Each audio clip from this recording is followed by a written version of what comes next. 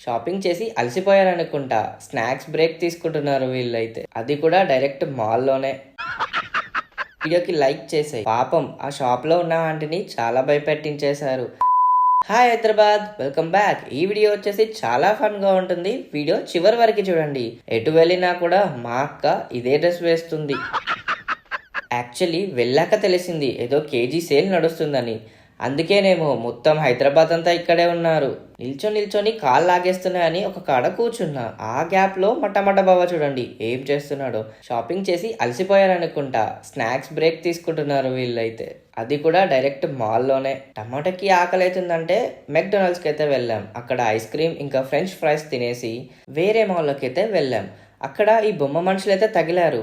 పాపం ఆ షాప్లో ఉన్న ఆంటీని చాలా భయపెట్టించేశారు.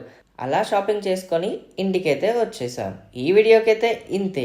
మళ్ళీ వచ్చే వీడియోలో కలుద్దాం.